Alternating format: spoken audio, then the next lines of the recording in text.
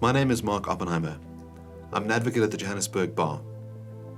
But I'm talking to you today not as a lawyer, but as a concerned citizen. South Africa finds itself on the precipice of catastrophe. The economy is flatlining, Eskom can't keep the lights on, and in the middle of this, government wants to change the Bill of Rights for the first time in our history to allow it to take your home and pay you nothing. For the last year and a half, there has been a public debate about expropriation without compensation. We now have an amendment bill before us, and it gives the government enormous powers to confiscate land, including homes, while paying nil in compensation.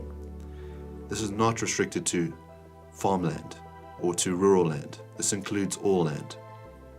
This will affect all South Africans, young and old, black and white.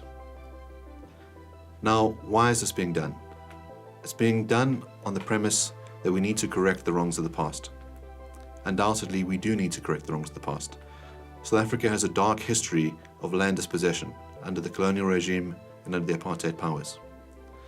We need to ask ourselves, what has been done to correct these wrongs of the past? Between 1995 and 2014, the land claims process unfolded, and 1.8 million individuals received compensation, either in the form of land or in the form of money. 95% of the cases that were brought before this process have been resolved. We can celebrate the fact that we have managed to right so many of these past wrongs. We must also acknowledge that 90% of those people chose money instead of land. They did this because there is no hunger for land in South Africa. When South Africans are polled, most of them say that the burning issue in the country is unemployment. 40% of people say unemployment. Only 2% say land reform. We know that the effect of money is that you can start your own business, that you can pay off your debts, that if you want to, you can buy a piece of land in an area that you want. So, what are the effects of changing our constitution? Well, we know that expropriation without compensation has been tried in other countries. It was tried in Zimbabwe. It was tried in Venezuela. In Zimbabwe, it wasn't only the farmers who had their land taken from them that were affected negatively. It was all the people that worked on that land, and all the people who worked in Zimbabwe overall. They now have 90% unemployment.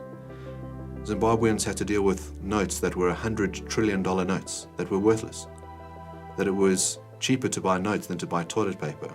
Their economy was literally relegated to the dustbin of history. It is the world's worst case of hyperinflation. And this happened because property rights were annihilated. We know that in Venezuela, people have to use bucket loads of cash so that they can buy basic goods like tomatoes. 2.5 million people have been driven into exile into neighboring countries so that they can flee the despotic regime that has confiscated property rights and affected everyone's livelihood. So what can you do about it? How can you help save South Africa and help save our constitution? Well, the time hasn't run out yet. Parliament will be accepting public submissions up until the end of January, and you can write a letter and you can make your submission and your voice heard by writing to section 25 at parliament.gov.za. Let your legislators know that you want to protect our constitution, that you want to protect your home, and you want to protect South Africa's economy. Let your voice be heard.